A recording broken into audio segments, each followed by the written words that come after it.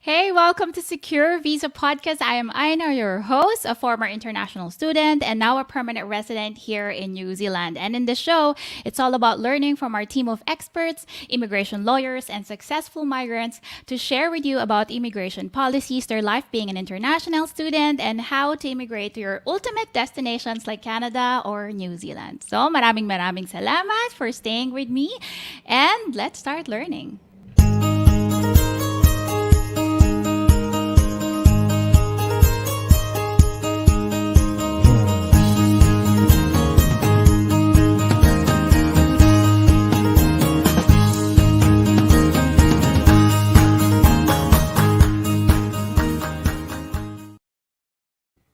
So, in the last episode, we talked about the 8 reasons why student visa is the most popular way to immigrate. So, nandyan yan sa Facebook kung hindi mo pa napapanood. So, for us to fully understand the study to permanent residency pathway, in today's episode, we will talk about how you can gain your permanent residence visa using the student pathway in Canada. So, of course, sino ba mga kasama natin ngayon? I will be joined by Secure Visa's immigration lawyer, who is a seasoned veteran in the immigration field. Hi, Attorney Earl. Welcome back. Hi, Aina. It's glad to be Yes. back in this podcast. Well, Yep. I'm excited to discuss a new topic for today. Of course, yes. Attorney, let's go straight to the topic. I have a question. Ito yung kumbaga, laging tinatanong sa atin, no?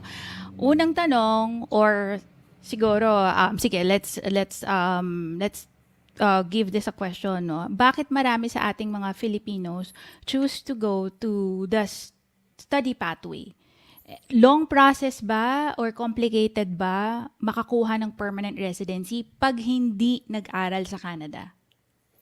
Yes, that is a good question. Actually, Mm. Aina, alam naman natin na pagpunta dito sa Canada is hindi madali, right? You have to be Okay. assessed. You have to know your qualifications. You have to know the programs. And one of the programs that can bring you to permanent residency here is through the student pathway. Okay? Yung Mm. student pathway na tinatawag natin, it's like a combination of programs from student, and then you will transition to another program until you reach yung permanent residency status, and then ultimately maging citizen ka dito sa Canada. Okay. Kung ang tanong dito kung madali makarating sa permanent residency status from a student visa, Yes. is ang dapat natin isipin is paano ka makakarating muna dito as a student. Yun nga. Right. So pag nandito ka na as a student, then everything opens up.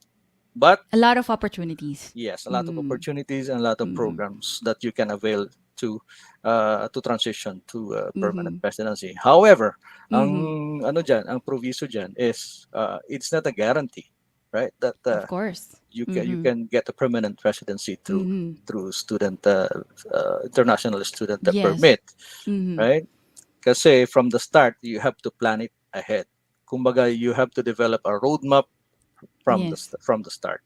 Kasi Yes. hindi lahat ng estudyante rito can bring you to PR.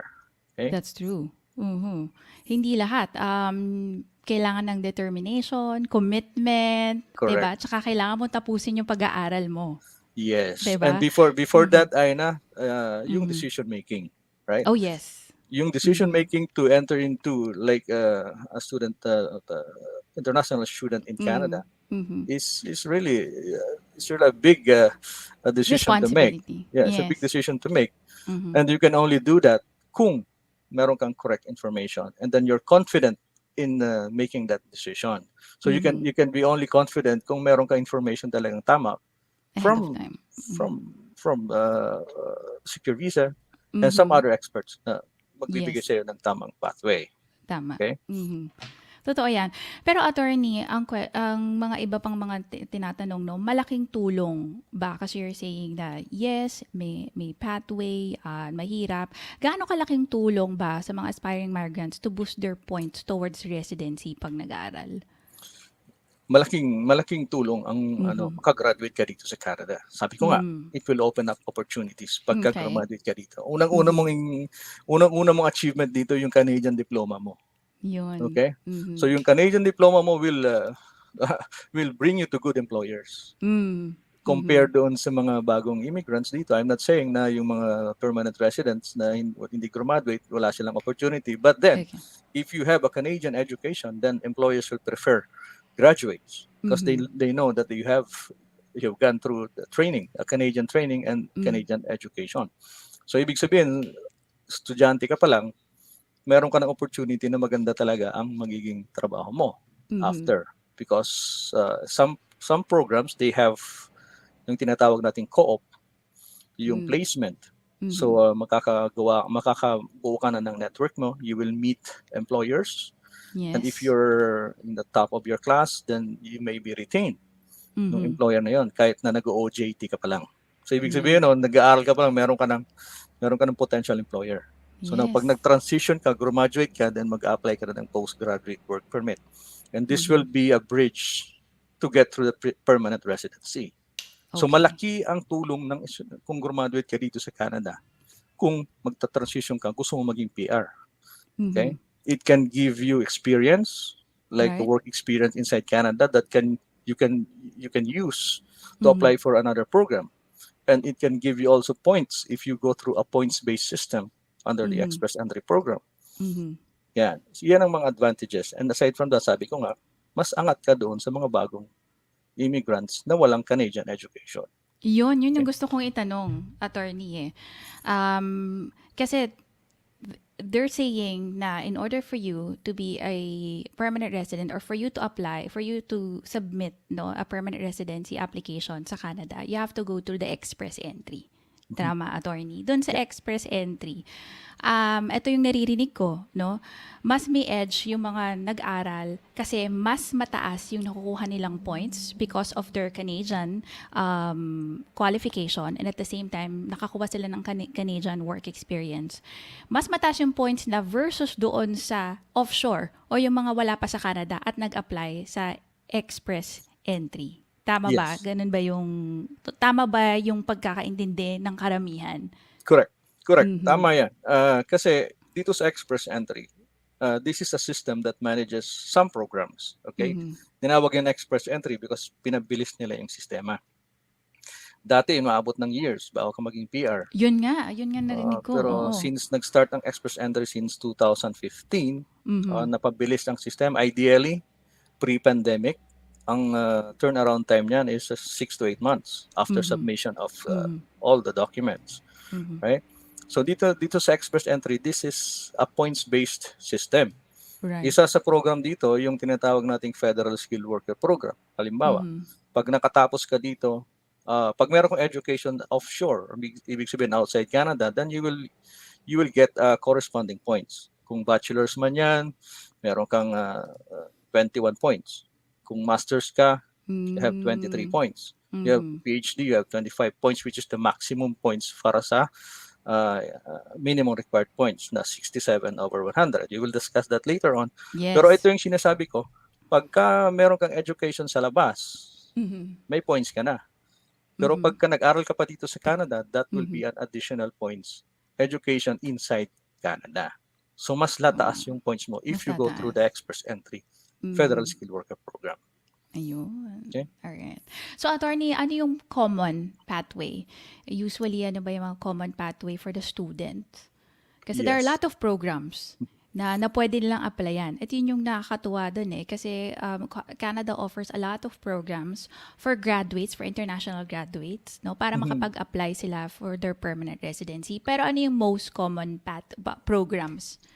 Well, dun sa mga programs from student na you can use to transition to permanent residency, depende yan sa qualifications mo. Pero some of the programs include yung Express Entry programs, like yung sabi ko nga, yung Federal Skilled Worker Program, isa yan. Yung kung kasali ka dun sa mga trades, yung professions mo or yung pinag-aralan mo sa Federal Skilled Trades Program, pwede ka rin doon. Pwede ka rin pumasok sa Canadian Experience Class kung magtatrabaho ka dito after ka mag-aral.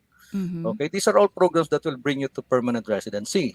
Kung nag-aral ka naman sa Montreal or sa Quebec, pwede ka rin magkaroon ng opportunity to apply for a permanent residency in Quebec. But remember, Quebec has its own immigration system, right? Pwede rin ang estudyante na mag-apply under the provincial nominee program. Ang provincial nominee program is the provincial counterpart of the federal program in Canada.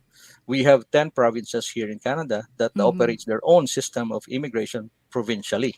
Okay, so kumbaga kanya-kanyang immigration yan, yung mga programs na yan. So kung doon ka mag-settle sa isang province na yon, then you can apply through the provincial nominee program. Nominee. Okay. Okay, which is also under the express entry.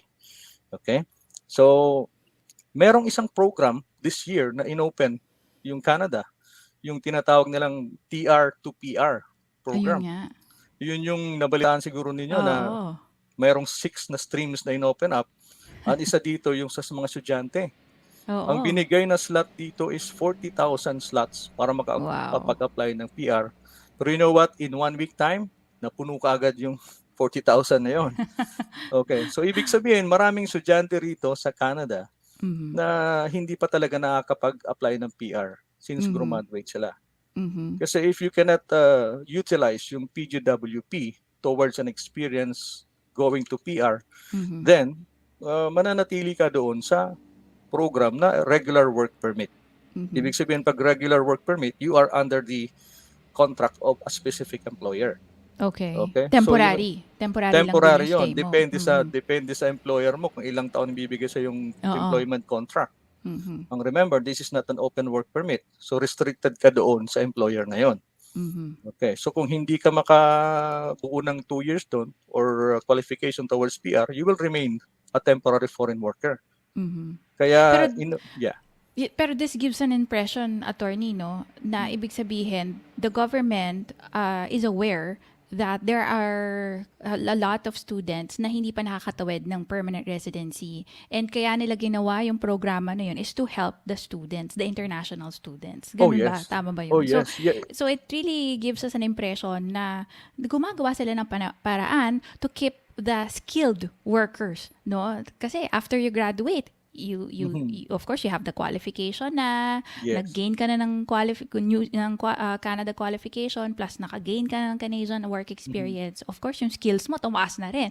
So Correct. ibig sabihin they're keeping the skilled people talaga in their country, no? Kasi naisip nila ang policy na ito is nandito na sila, they're contributing to the economy of Canada. Yun ang maganda. And then naman sila nag-aral kaya lang walang chance kasi 2017 ang eligibility. Kung graduate ka ng 2017 for at least 1 year program, then qualified ka. And you can also bring your family for PR. Yep. So lalo na nung dumating yung pandemic, nahirapan maghanap ng mga trabaho yung mga estudyante after graduate.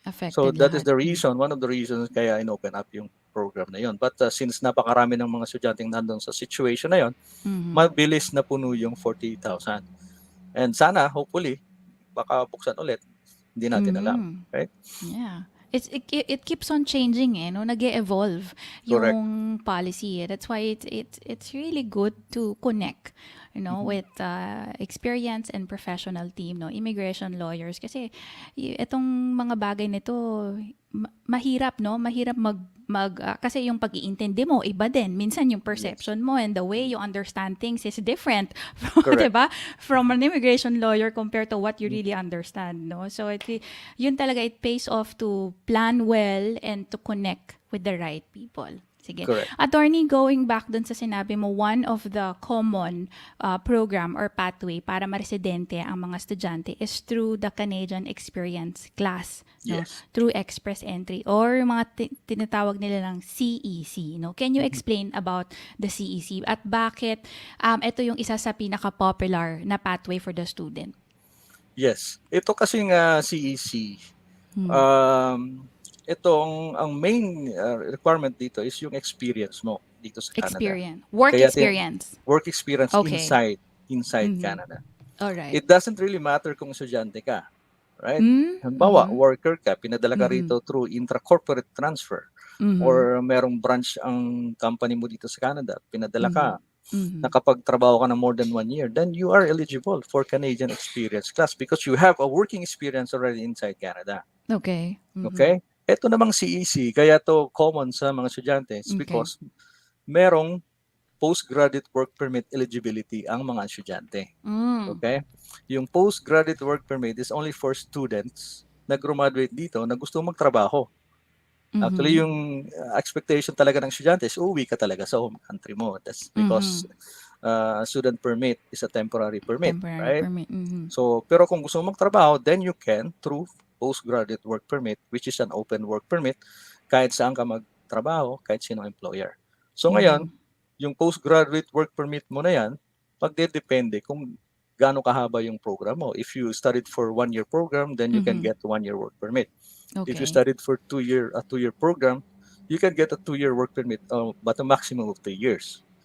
Okay? So ngayon, kung nakapagtrabaho ka na doon, dahil for example, meron kang 3 years work permit, may 1-year work experience ka na, then eligible ka na sa Canadian experience class. Ito yung sinasabing common kasi merong postgraduate work permit.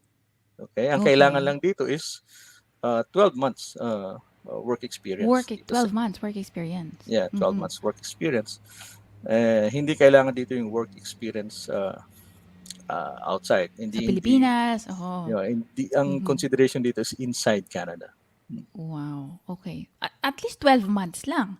12 months. Diba? 12 months lang. Yeah. Diba? So ano yung pa yung mga, so regardless of the position, attorney, as long as they have accumulated the 12 months or meron pa rin tinitignan ba yung skill level sa CEC?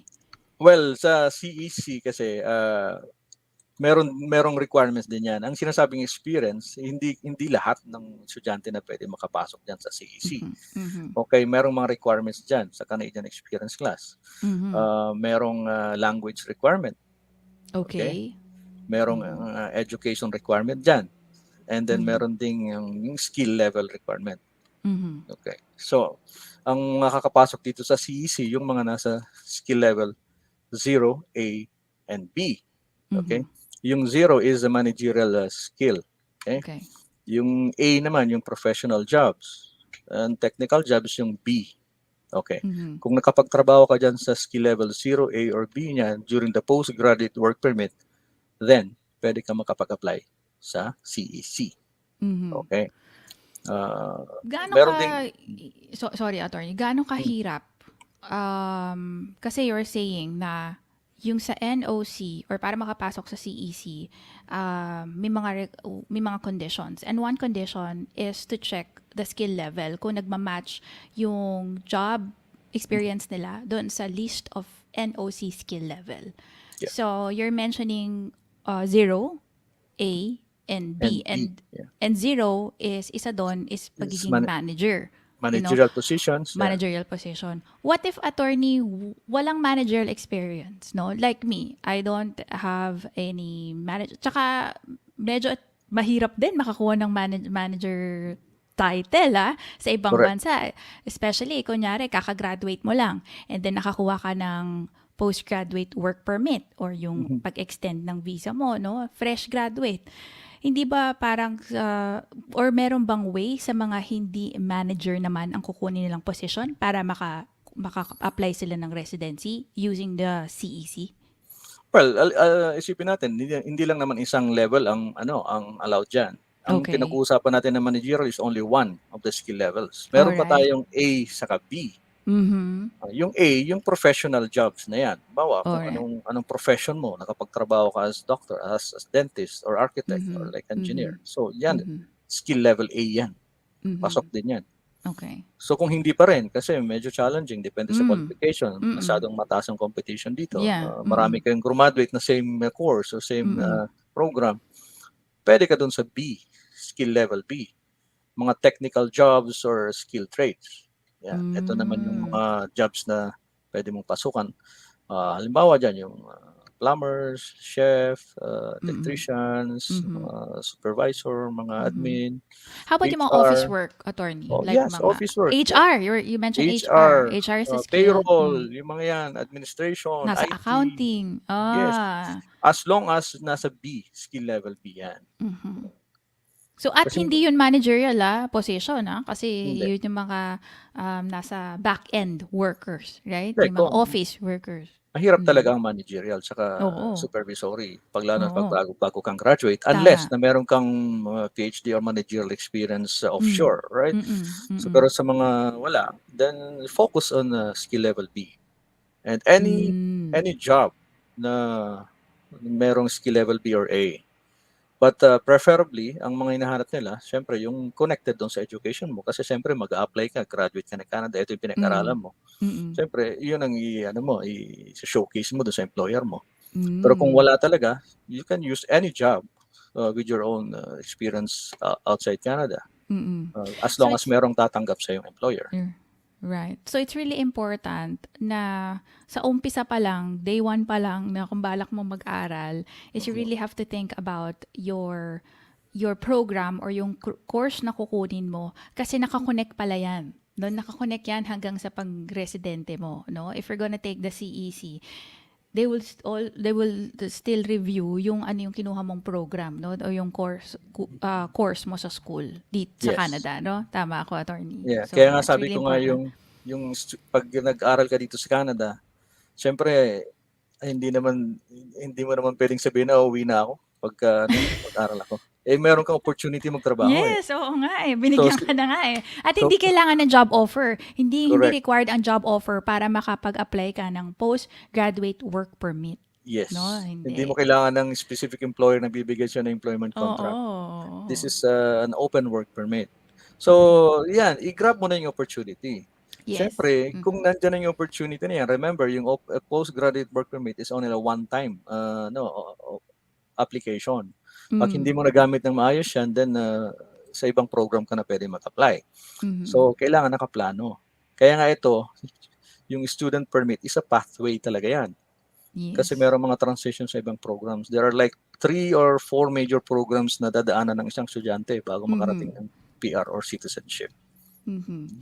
So, ibig sabihin, this gives us an idea na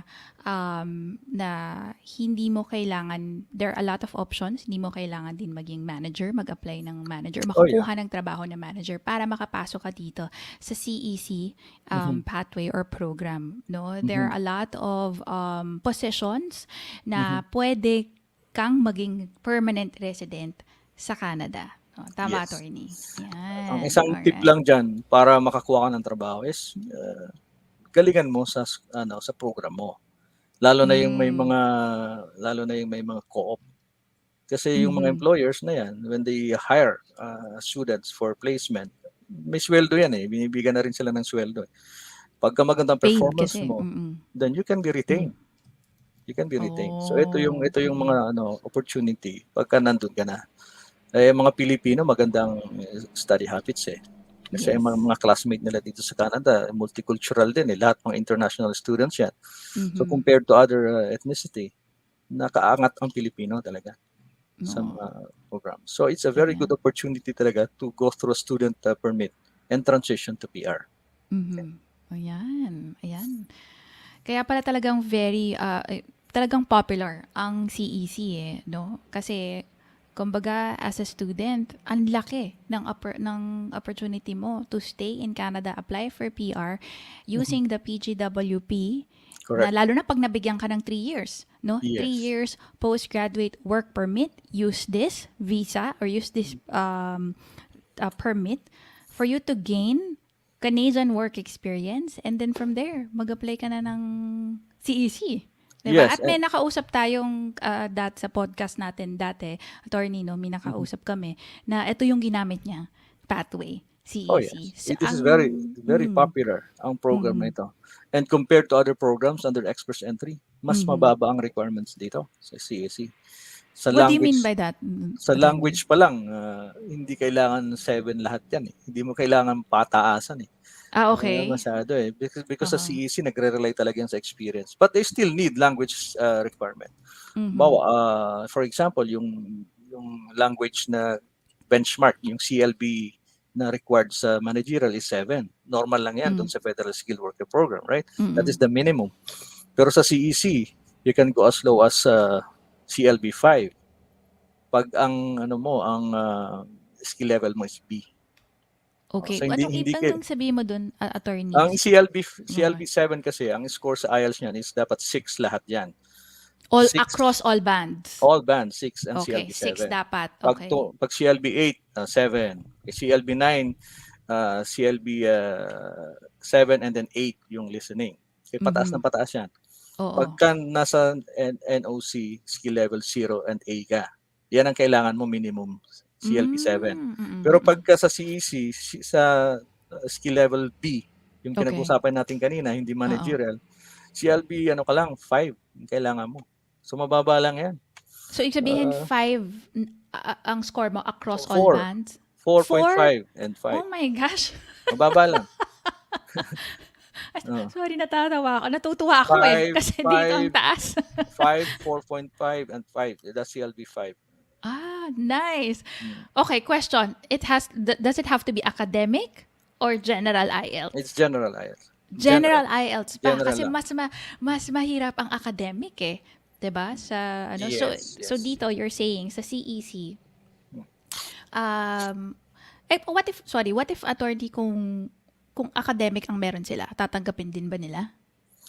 Well, pag PR kasi, ang kailangan dito is general. And then, General. even if you have academic, expired na yan by that time. Ayun Kasi nga it's no more than because 2 of years. the Eh. yes, You have so to you take just have to another get. IELTS. Yeah. Okay. Kasi alam mo number one ano yan eh, common yan sa mga concerns ng mga Filipino na Mhm. concern nila is takot sila mag-IELTS. so so thank you attorney for sharing Yeah. that information. So ibig sabihin pala Mm. hindi naman ganun, 'di ba? Hindi ganun Mhm. kahirap ang requirement Yeah. sa Canada no in terms of sa English language level nila kasi meron namang at mas mababa as low as 4.5 5 no? Yeah, sa mga, Napakataas ayun may no. mga programs dito na almost hindi na nga kailangan. Yung TR to PR nga. Remember yung TR to PR, yung sinasabing 40,000? Yung sa Oo, mga yes. non-healthcare programs, yung mga Mhm. workers. Mhm. CLB ano lang yun, CLB 5, CLB ang required dun. So mga 4 or Mm. 4.5 lang yun. Oh. Mhm. So that was a one-time opportunity sa mga ano dapat nag-apply kung eligible ka. Pero dahil sa napakarami nga, and then binigla naman yung mga ano aplikante, so yung ba hindi pa handa.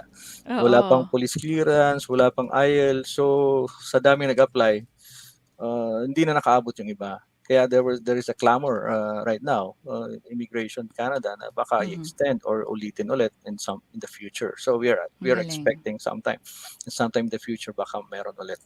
Okay. Okay. All right. Great. Thank you, attorney. Mas naliwanagan tayo about the CEC. So, ibig sabihin, we don't have to worry about the English language exam Yeah. kasi hindi ganun kataas. At the same time, you're only required to have at least 12 months work experience. Mhm. And then, Yeah. yun lang. At tapos, syempre, kailangan mo din i-match yun sa NOC skill level. Pero sinabi nga ni attorney, there are a lot of options. Merong skill level 0, kung mahirap sa 0, hindi kayo masyadong highly skilled professional. Diba? Ito yung Yes, mga yes. sinasabing not highly skilled professional. We have options sa A or sa B. No? Kahit hindi manager ang inyong experience, pasok na pasok ka sa CEC. Pero Yes. again, ang tip is you have to be really careful about choosing the right program, 'di ba? Yung umpisa pa lang napaka-importante ang planning stage. So Alright. to be Yes. specific, yung sinasabi kong CLB 5, ang kailangan lang dyan is 5 lahat except yung reading 4. So duruin mo yun, 4 lang sa reading and the rest 5. So Okay pa rin yun, attorney. Okay mababa pa pa rin. rin, parang high Compare school na sa, lang yun eh. yes, compare sa 6.5. Dito kasi Oo. 6.5 eh, no? Para, actually, pinag-aaral ka, 6.5 ang IELTS. So, Saka yung CEC is more on experience talaga eh. mhm. It's a program that is focused on the experience taken inside Canada. Pero kung doon ka sa Federal Skilled Worker Program, yun yung madugo kasi i-score ka doon sa 6 selection factors. And Mhm. then naka-concentrate yun sa mga point system talaga all over Yeah. the factors. Okay. Attorney, may nagtanong sa atin dito, auditor siya sa Philippines, no? Mhm. May bachelor degree siya, si Jeremiah Chua, no? Eto, karamihan ito yung mga concerns. No, I'm worried about yung sa makukuha nilang part-time job sa Canada, Mhm. especially this time, no, pandemic. Ano kaya yung pwede nating ma-advise? Should I choose to utilize the student visa para makakuha siya ng trabaho at makapasok siya sa Canada? But I guess ang concern niya is kung yes, kinuha nga niya yung study pathway, Mhm. ano naman ang pwede niyang maging part-time, no? Well, Mm. kasi pagdating dito sa Canada, case to case kasi yan eh. Case to Mm. case. Unang-una, iba-iba yung qualification ng estudyante. Mm. Iba-iba yung skill before ka mag-aral. Kung ikaw ay talagang merong skill, merong experience before ka mag-aral, then mas malaking opportunity mo rito sa Canada maghanap ng trabaho.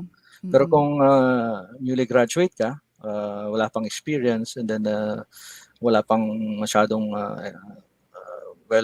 yung education mo is only yung bachelor's after na graduate, saka ka mag-aral, then medyo limited. Pero hindi ko sinasabi hindi ka makakaroon ng trabaho. Right? Yeah. Kasi pagdating dito sa Canada, pantay-pantay na yan eh when you study and you get the opportunity. Ang kwan lang dito is you have to plan. Kasi merong mga Mm. consideration na that will lead you to getting an employer faster and easily. For example, Mhm. you have to consider your course, your program. Mhm. Okay, kung ano ba yan, saleable ba yung program na yan? Mhm. Okay? Ano ba yan, marami bang opportunity dyan sa Canada? Okay? Mhm. Pangalawa, merong ano pa bang chances mo nakamit ng mga employers? Mm. So isipin mo, magko-co-op ako pero para makamit ako ng employer, potential employers. So Mhm. this another opportunity, right? So you have to plan that. Ngayon, Mm. pag graduate ka naman, be sure na bago ka graduate, meron ka ng mga target employers habang nag-aaral Mhm. ka. Hindi Yeah. lang yun after ka graduate, saka ka pala mag-start. Kasi Yeah. once And tumungtong ka sa Canada, you have to explore, exhaust all the opportunities, right? yeah. Right? Yeah. I think as a former student, no, at Attorney Earl, I think my comment kasi maraming ganyan eh, yung natatakot, ano magiging trabaho ko, 'di ba? Normal 'yan. I Mhm. think normal 'yan sa isang gustong mag-aral and being, migrant. Natatakot ka eh na mag-umpisa. Kasi syempre, pag wala kang trabaho, hindi ka kikita, mahirap, mahirap That's mabuhay. correct. That's 'Di correct. ba? That's correct. Pero I guess yung sinasabi ni attorney is with all of the opportunities na binigay because of the study pathway, biruin mo that you are allowed to work while studying, 'di ba? Mhm. Yun na lang. Opportunity na yon. Yes. Kailangan mo talagang i-grab yun. Mhm. Kailangan i-exhaust mo lahat ng options and determination dapat nandyan, rejection expect mo na yan. Rejection will be there, 'di ba? Yeah. After mo pa makagraduate, no, right? After you finish your program, there will be another opportunity for you, which Mhm. is yung PGWP, postgraduate work permit. No, with that PGWP, 'di ba, like kung nga sinasabi, attorney, if you will get 3 years, that's 1,095 days to be exact. Yeah. Yeah. Kung hindi mo susulitin yung 1,095 days, wala, 'di ba? I don't think naman na Mhm. napakaliit nun yung 1,095 days. At para sa akin imposible atang hindi ka makakuha ng Yes. trabaho sa ganung katagal. That's 36 months, no? Tama ba ako? 'Di ba? Ang tagal nun, attorney, no? And there are a lot of part-time jobs na pwede makuha during pandemic, no? Oh Yun yes. yung Oh mga yes. new market trends, no? Marami Mhm. admin assistant, office work, human resources, customer care representative, no? Yes. Advertising, marketing, lahat ngayon online na. 'Di Mhm. ba? As an auditor, pwede yan back-end eh, sa office eh. 'Di ba? Yeah. Accounting, lahat. Ang dami kasi. Ang daming pwedeng maging trabaho talaga eh, no? Ang question lang diyan, how committed Mhm. ka to find a job, no? Correct. Ang kalaban mo lang talaga sarili mo dito eh, no? Pagka nahinaan ka ng loob o bigla kang, ay naku, hindi ako nakakuha ng trabaho. At, alam mo yun, yung paghinaan ng loob, attorney, mahirap yun, no?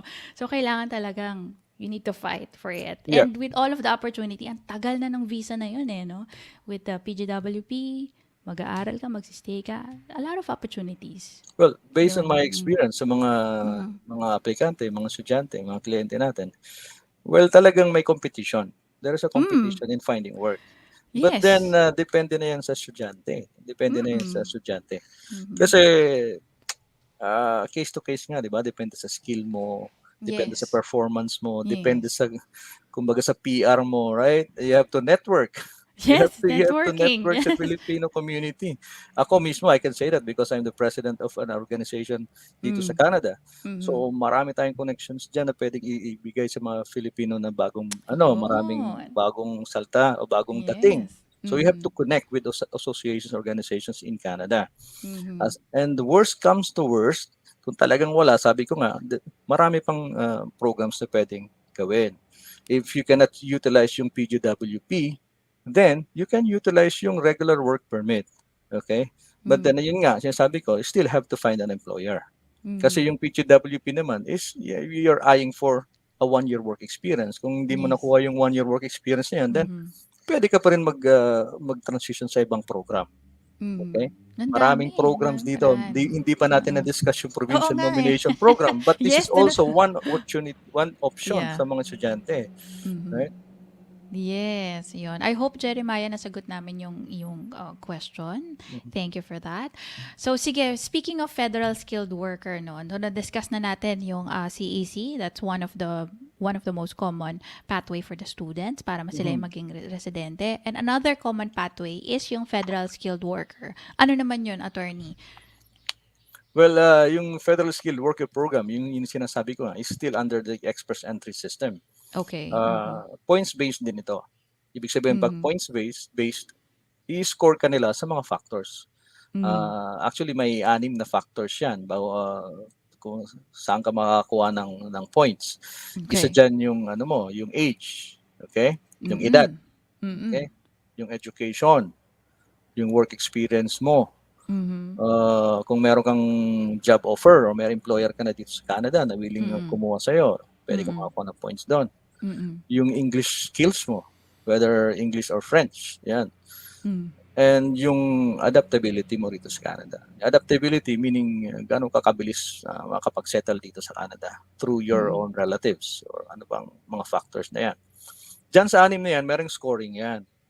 Okay, for example, sa age, ang maximum score mo makukuha sa age is 35 years old. Okay, kung tumaas ka ng 35. 35, pababa ng pababa. Ang maximum age sa minimum requirement dyan is 12. So ngayon, kung 36 ka na, maging 11 yan, Mm. 37, 10, pababa ng pababa. Pero ibig Mm. sabihin, hindi ka qualified. Kasi kung may edad ka na, mababawi mo naman ito sa ibang factors. Like yung Yun. work experience mo. Mm. Mm. Mataas naman yung work experience mo. May 6 years work experience ka naman. So maximum Mm. point ka naman doon. Right? So ganun ang kwan dyan, ang balancing ng point system.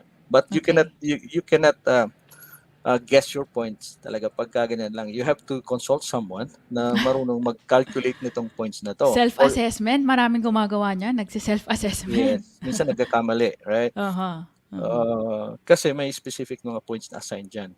And then may mga baka hindi mo alam, may score pala yung yung auntie mo na nandito. Or may score pala Oh. yung brother mo na Mm. nandito. Or may score pala yung asawa mo na gusto mo Mhm. pinakuha mo ng IELTS. So Mhm. plus 5 yun, mga yun. So may So mga additional points pag may mga kamag-anak sa Canada. yes, merong mga Okay. additional points yun. Mhm. So And this this is is under the federal skilled Federal worker. Skilled Worker Okay. Program. Okay, so Mhm. sa minimum requirement, you have to score at least 67 over 100 to get 67. to get Mhm. into the pool of candidates. Yung pool of candidates, ito yung mga candidates na lahat na nakapasa dun sa 67 over 100. Okay. Dati kasi, yung Federal Skilled Worker Program, mayroong cap yan per profession. For example, nurses. Mm. Dati, ang nurses, may cap yan, 5,000, sa 2,000 nurses for a year. Pagka naabot na yung 2,000, then close na. Dito sa Mm. express entry, wala nang cap. Okay? Kahit na ilan yung mag-apply, basta makapasok sila sa minimum required points of 67 over 100, makakapasok sila dun sa pool of candidates. Okay. Ngayon, Mhm. dun sa pool na yon, you will have another calculation. Yun yung tinatawag na comprehensive ranking system, yung CRS na tinatawag. Mhm. Mayroong scoring din naman yon. Yung maximum score naman na pwede mo makuha doon is 1,200. Okay? Ang taas. Okay. 1,200, pero ang mga scoring is different. Same factors pero different ang scoring. And then every 2 weeks nag-i-invite yung Canada ng mga candidates na magsasubmit na ng mga documents. Ito ang tinatawag na invitation to apply. To apply. Okay. Kung may ITA ka na, na-invite ka, ibig sabihin yan, nakuha mo na yung points na tina-target ng Canada for that week. Every 2 weeks, meron kasing invitation yan eh. Halimbawa ngayon, sa CEC, nag-invite sila ng mga scores na 250 above.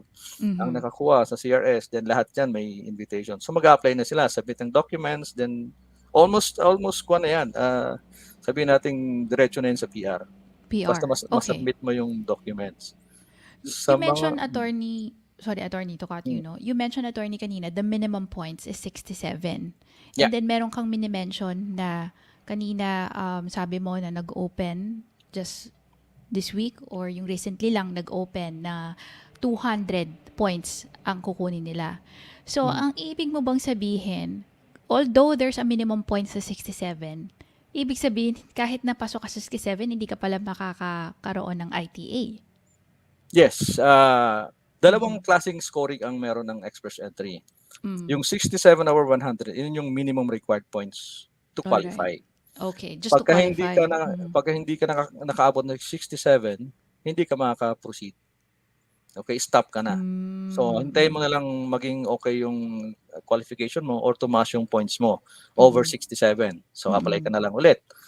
Okay, ngayon, pagka lumusot ka naman, 67 above ka, bawa nakakuha ka ng 70, o pasok ka na dun sa candidates pool na sinasabi ko.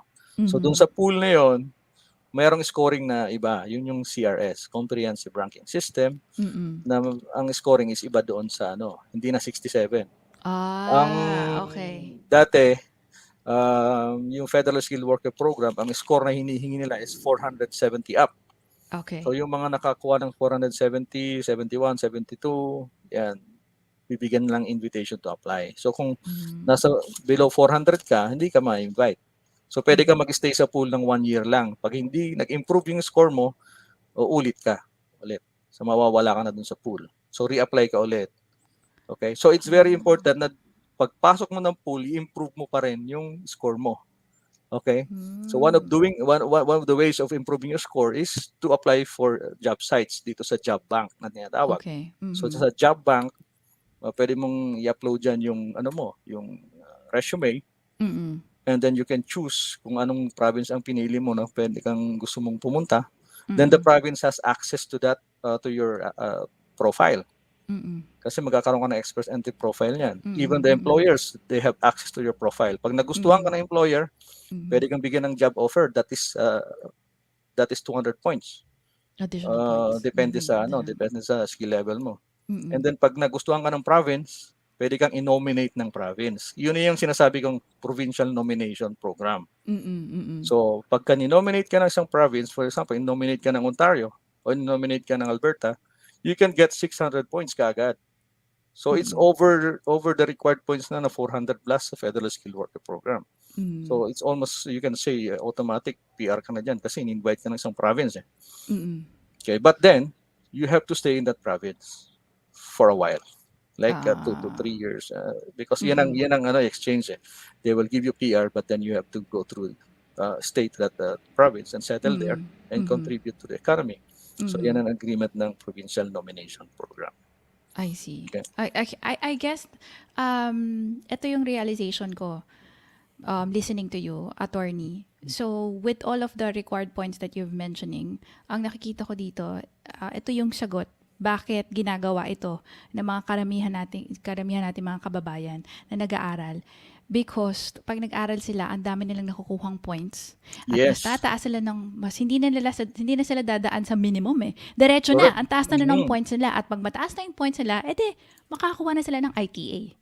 Yes, lalo na pagka merong education inside Canada, may additional points ka talaga. And then yung asawa mo nakapagtrabaho dito sa Canada, and then may mga additional qualifications, then expect na mas mataas yung points mo kung compared to doon mag-a-apply offshore.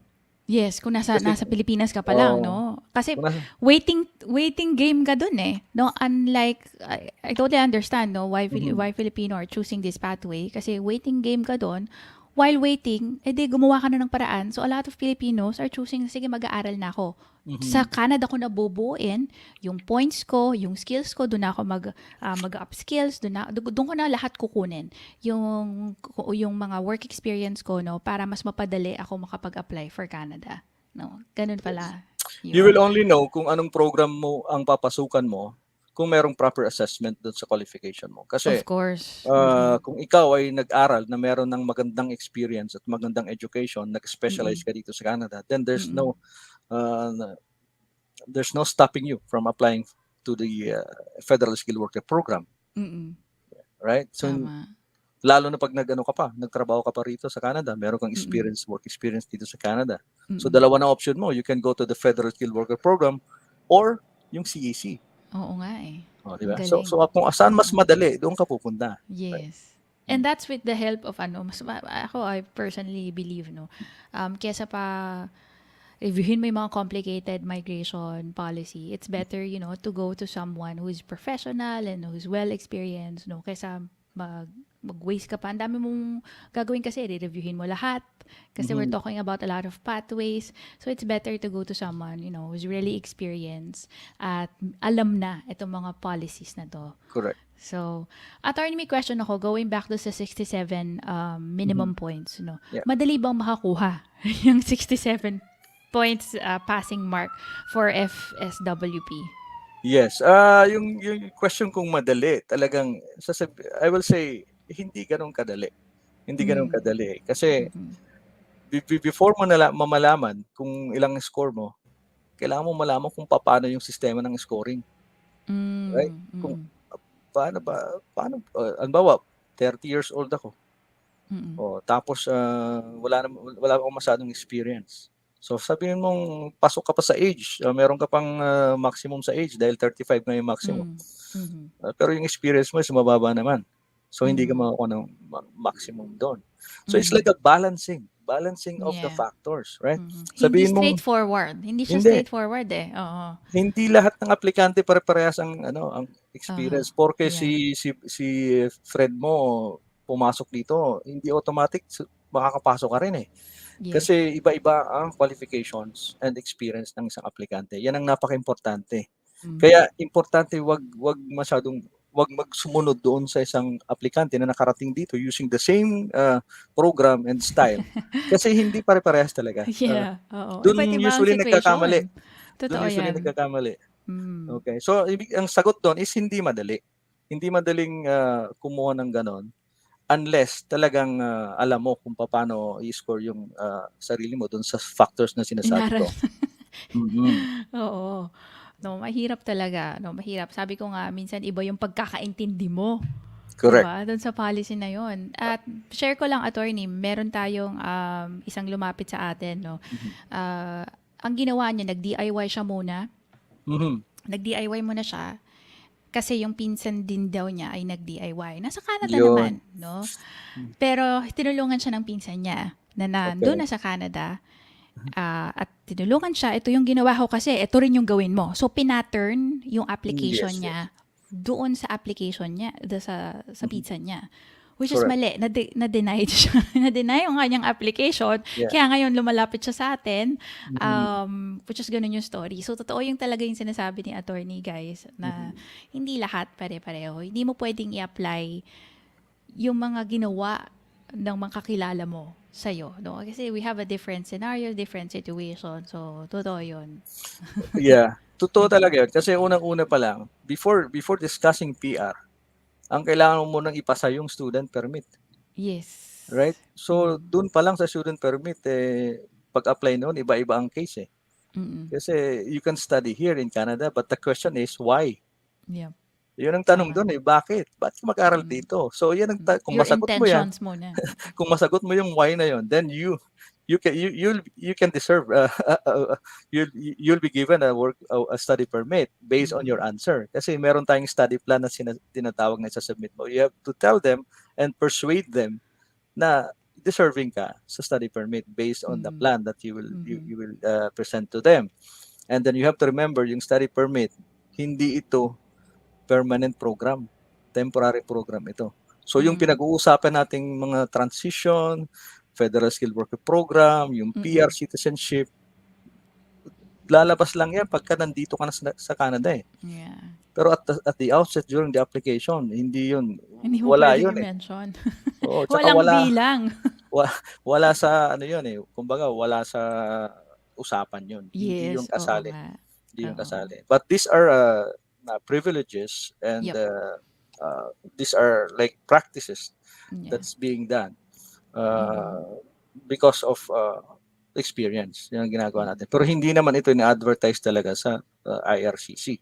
IRCC website na ito yung dapat mong gawin. Di ba? Ang dami Para kasing maging pagdadaanan pa, attorney. Kaya nga sinabing pathway siya kasi ang dami mong pagdadaanan pa. correct. At kailangan mo tapusin yung pag-aaral mo, no? After nun, kailangan mo pang makakuha ng trabaho, magstay sa Canada. So, marami pang gagawin eh. Pero ang kailangan mo lang talagang tanungin sa sarili mo kung ikaw ay nanonood at gusto mong mag-migrate sa Canada at gusto mong mag-aral, kailangan mong tanungin sa sarili mo, handa ba ako to do this? Diba? Kasi there are a lot of people who tried this pathway at naging successful sila. Ako, Correct. nag-aral ako at naging successful ako. Hindi ko sinasabing magaling ako kasi attorney, yung iba naman, they don't have any highly skilled, they're not highly skilled professional, no, pero nakakuha sila ng permanent residency sa Canada, no. Yeah. Kasi sa sipag at tiyaga talaga nakukuha yan. At sa tamang tao, minsan you have to listen and to work with the right team para Correct. makuha mo yung goal mo talaga. Yun talaga. And So then, attorney, sige attorney, you were yeah, saying saka something. isa pang ano dyan is technicalities, mahirap yan ang maging reason para sa Yes. refusal mo. Yes. Well, kulang ng dokumento or kulang hindi tama yung program. Kung mag-given na ito eh. You can seek the support or assistance of someone who knows how to do that. Wag mong solohin. Kasi pag sinolo mo yan, okay naman kung talagang tama ang resulta eh. Pero sometimes mali because you're pressured. And pangalawa, you're not actually doing it as a practice eh. There are people like secure visa you can provide assistance, right? For example, ganito, isang example lang, lahat ng documents pasado, ang ganda ng experience, ang ganda ng Oo. study plan. Totoo Pero yan. yung IELTS ang taas, 8.888. Pero mayroong isang 5.5. So ngayon, that was the reason for refusal. Kasi yung IELTS has to be 6 at least minimum. O hindi ka bababa dyan sa So ganyang technical. Although ang average niya is 7.5 dahil matataas ang naging Okay. So these are like technicalities. Yes. Ang iba naman, Isa lang yun sa isa lang yun. maraming technicalities, no?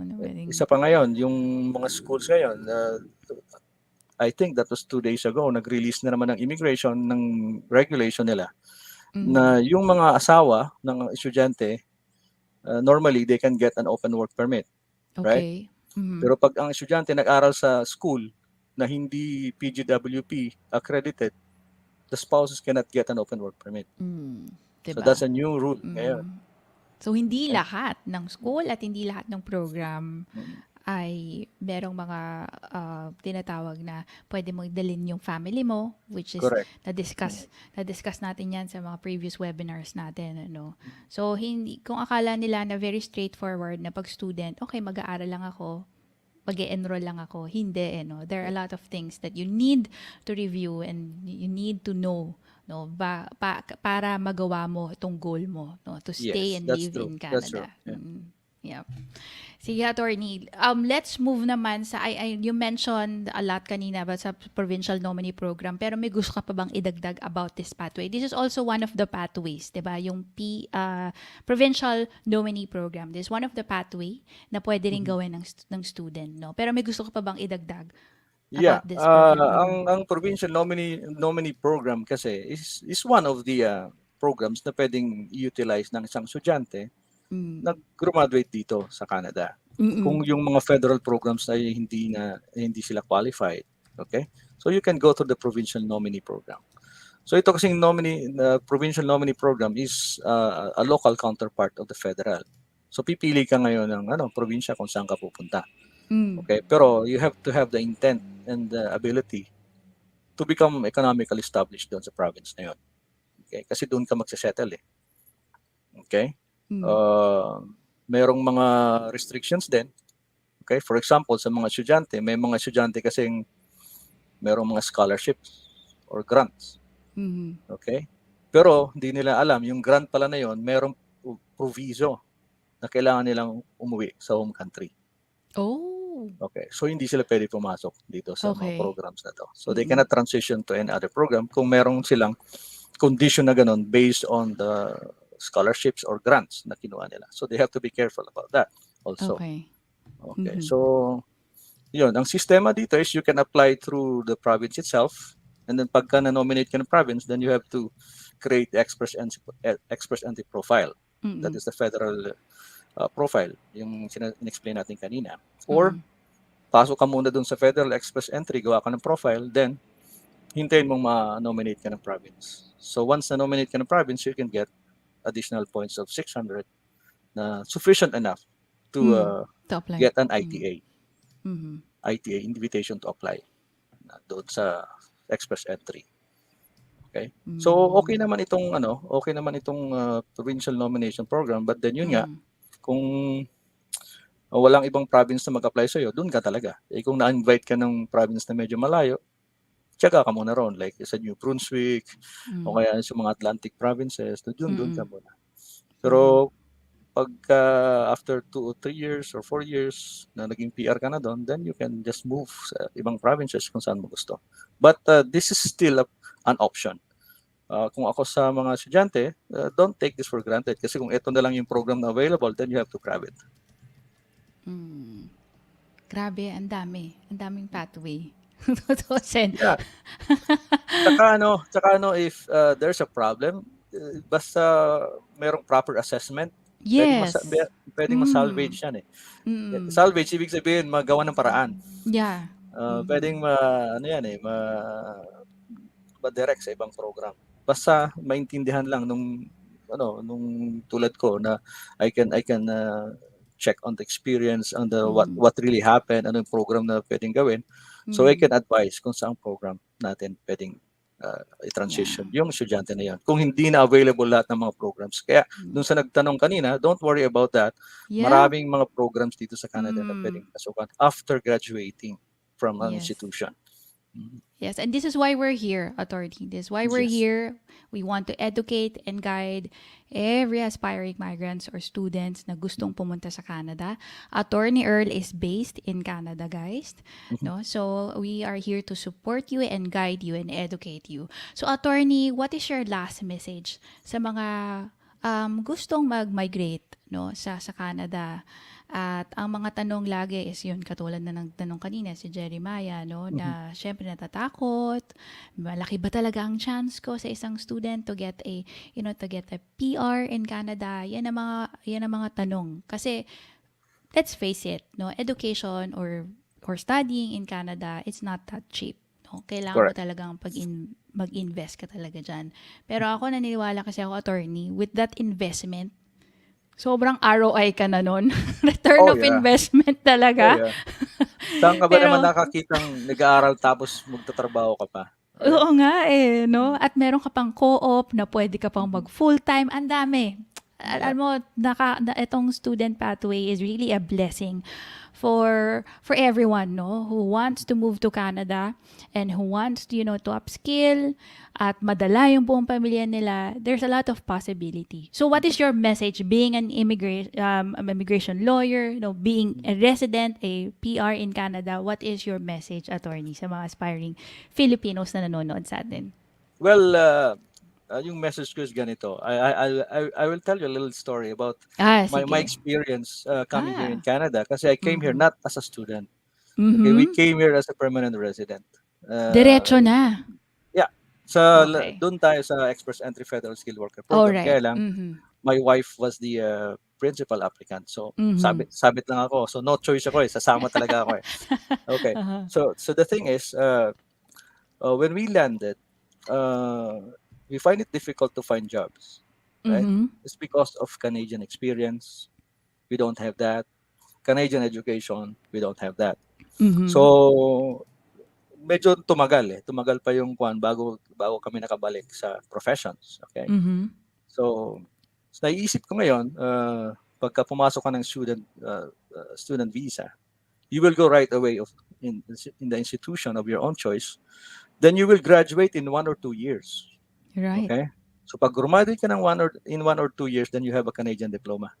Yun ang pagkakaiba ng Oh. permanent resident sa I see. estudyante. I So kung yung see. estudyante, nag-aaral, nagtatrabaho ng part-time. Mm-hmm. Yung immigrant na landed immigrant or sabihin natin permanent resident, Mm-hmm.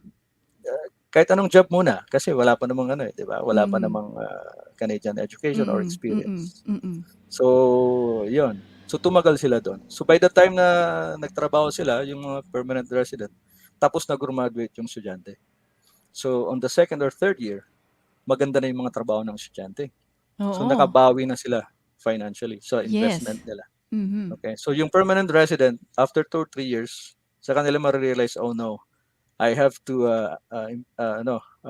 go back to my profession. So saka pa lang sila babalik sa school. During Oh. that time, ano naman, meron namang student assistance program, pero Uh-huh. compared to a student, ano na sila, graduate na sila. So ang Oo. iniibig ko sabihin, Kumbaga steady na yung student. yung pag Mm-mm. pumasok ka student, mas mapapabilis yung career mo. So Yes. this is an advice from someone Mm-hmm. who saw Kaya nga eh. two different worlds, okay? Yes. Uh-huh. So maganda yung plan. If you're eyeing for a student visa, just go for it and just Yes. get the right information That's true. that will help you decide kung Mm-hmm. ito na ba talaga. Okay? So once you Yes. get that, then there's no stopping you. Tuloy-tuloy na yan. Yes. Thank you, attorney. No, that's a good message. That's a good message for everyone. Nako, na being no ikaw straightforward na PR na pagdating, Mhm. kinompare mo pa yung journey versus the student na mas mapapadali pa. A great shortcut talaga eh. Correct. Kasi That's true. napakaganda. So thank you, attorney, for your time, for the pointers you have shared today. And to everyone, no, if you like and learn something from this episode, please give us a shout out and share this to others if you think will also gain something or benefit from it. And we want to help you guys get all the information you need here at Secure Visa. So everyone, we do have a webinar, a free webinar entitled Discover How I Gain My Permanent Residency Visa here in New Zealand using the study pathway despite not being financially ready. I know a lot of you are not financially ready, you know, and of course, not being a highly skilled professional. And you will also learn how you can earn and live in Canada and in New Zealand. So you can register for free. Click the link in the description box or just send us a message and yun, register na kayo. So in that webinar, you will learn how I got my permanent residency despite not being highly skilled and or part of the in-demand list like IT, healthcare, no, hindi ako engineer, hindi ako nurse, no. So if you're really serious about migrating to Canada and New Zealand, join us in our webinar and don't forget to hit like and subscribe to our YouTube channel, Secure Visa. For podcast listener, please follow the Secure Visa podcast, and for our Facebook viewers, please like and share our page, Secure Visa Consultancy. So watch out. We do have a next episode. Meron tayong next episode. We will discuss what is express entry and why most probably you are not qualified, no? Ano ba 'yon? Bakit hindi ka ma-qualified sa express entry? So exciting, 'di ba? Okay, so hanggang sa muli. Thank you guys for joining. See you, and don't forget to safeguard your future with Secure Visa. Thank you.